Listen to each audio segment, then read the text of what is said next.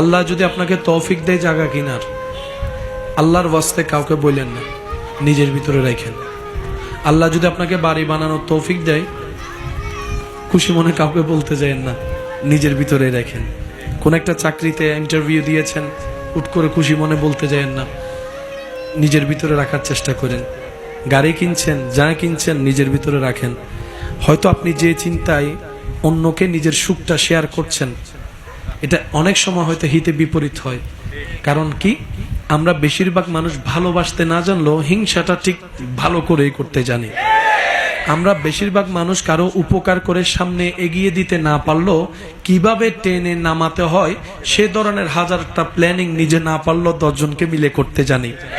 আপনি আমি কারো মুখে হাসি ফুটাতে না জানলেও কোন একটা শব্দ, কঠিন বাক্য দিয়ে কার চেহারার হাসি, মুখ থেকে হাসি কেড়ে নেওয়া যায়, এই বিষয়টা আমরা কম বেশি ভালো করে জানি। কেন বলছি এই কথাটা? শুনতে একটু অড লাগলো, কিন্তু জিনিসটা বাস্তব। কারণ বদনজর বলো একটা শব্দ আছে, আর মানুষের কাছের প্রিয় মানুষের বদনজরটা একটু বেশিই লাগে, নজরটা একটু বেশিই লাগে। আর এই নজর ব্যাপারে নবী রহমতুল্লিল আলামিন হাদিসে পাকে কিন্তু সাবধান করে গিয়েছেন। সেজন্য আপনার এই জীবন চলার পথে আপনার যাই আল্লাহ পাক দিয়েছেন, দিচ্ছেন, দিবেন, নিজের ভিতর একটু কষ্ট করে সেভ করে রাখার চেষ্টা করবেন। ঘটনা পরিপূর্ণ না হওয়া পর্যন্ত কাউকে বলার দরকার না, হয় হিংসুক বেড়ে যাবে, ঈর্ষাকারী বেড়ে যাবে, নজর দেনেওয়ালা বেড়ে যাবে, প্ল্যানিং করে না মানেওয়ালা বেড়ে যাবে।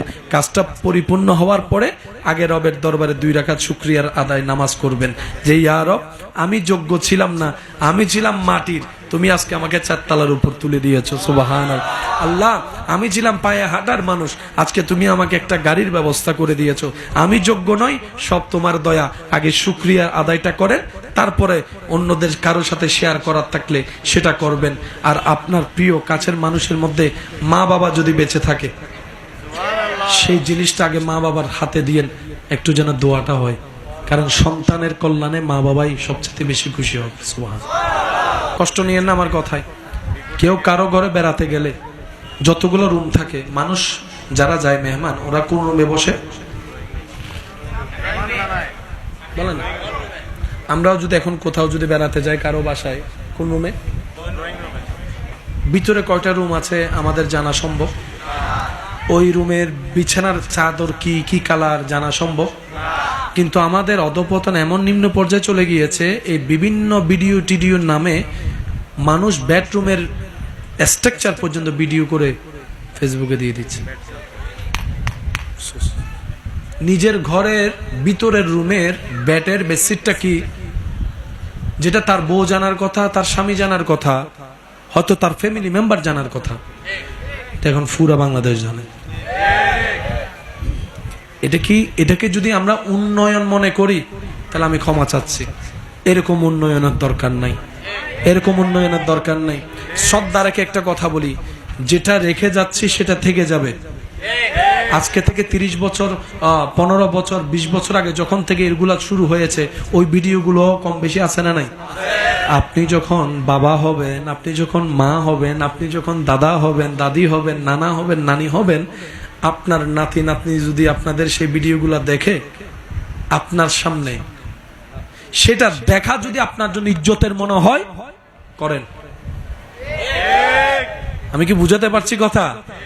যদি সেটা আপনার জন্য প্রাউড ফিল হয় যে আমি বুড়া হয়েছি, আমার নাতি আমার সেই 20 বছর 30 বছর আগের ভিডিওগুলো দেখছে, এটা যদি আপনার জন্য ভালো লাগে, এটা আপনার ব্যক্তিগত ব্যাপার। তবে মনুষ্যত্ব বলে একটা কথা আছে, আর মনুষ্যত্বের যতগুলা বড় অলংকার, তোর মধ্যে একটা অলংকারের নাম হচ্ছে আদর, আর একটা অলংকারের নাম মহাব্বত, আর একটা মহা অলংকারের নাম হচ্ছে লাজ, লজ্জা, শরম। যার ভিতর লজ্জা নাই তার ঈমান। এটা একটু মিলে দেখলে বুঝবেন। দিন দিন যে অপরাধ বেড়ে যাচ্ছে তার অন্যতম কারণ হচ্ছে লজ্জা কমে গেছে। আল্লাহ আমাদের সবাইকে হেফাজত করুন। আপনাদের এলাকায় পরে মোটামুটি বয়স হলে এটা পড়তে লজ্জা লাগে না? একসময় লাগতো তো, এখন লাগে। এটা কেমনে হলো?